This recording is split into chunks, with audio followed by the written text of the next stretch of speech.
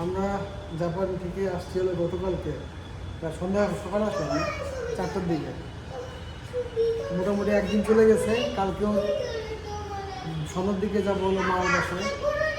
মানে জাপানে থেকে আসার পর শুধু কেউ জানে না, বাবা আর বুদ্ধ জানে।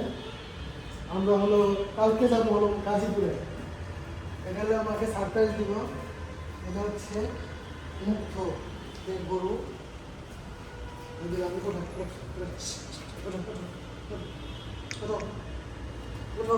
গরুটা এত ভালো।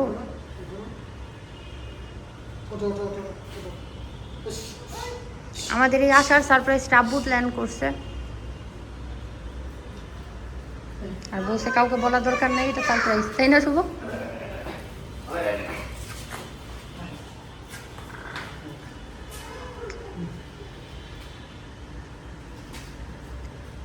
ও এত ভালো। কালকে তুমি সারাক্ষণ ধরে রাখলে না অনেকক্ষণ। কালকে মুগ্ধ আর শুভ যে চয়েস করছে, পরে আব্বু আমি আর মেহু গেছি, যে পরে আমরা পছন্দ করে গরুটাকে নিয়ে আসছি পিক আপে করে। মেহু কেমন লাগছে?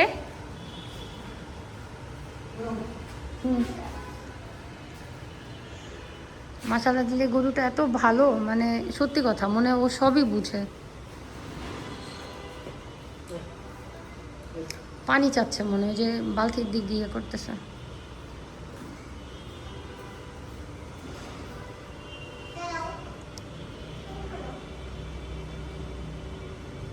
আসিফ পানি দাও। ওকে উপরে গেছে মনে না, বালতি উঠে গেছে ওর ইয়ের সাথে।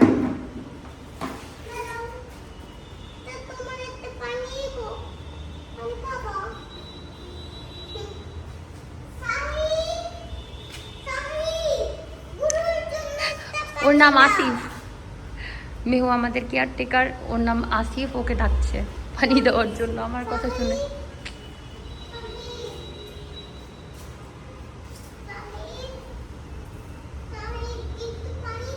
আল্লাহ আমাদের কোরবানি কবুল করুক, সেই দোয়া করি, তাই না? আসিফ পানি দাও, পানি খাবে। যাও যাও, বাবা বাবা ইয়ে করবে, যাও।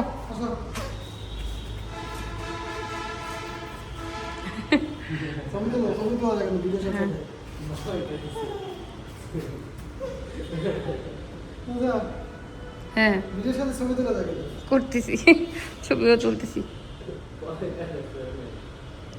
আমাদের গরুর উপরে উঠলো মেহবিন, আদো করে দাও ওকে। মেহবিন নেমে গেছে, আবার সরি বলতেছে আমার মেয়ে।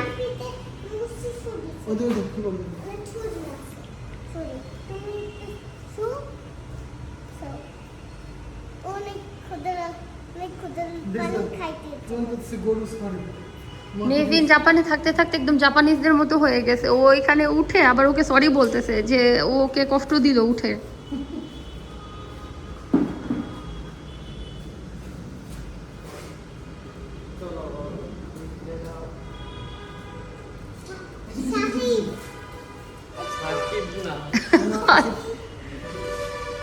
মিস্টার আসিফ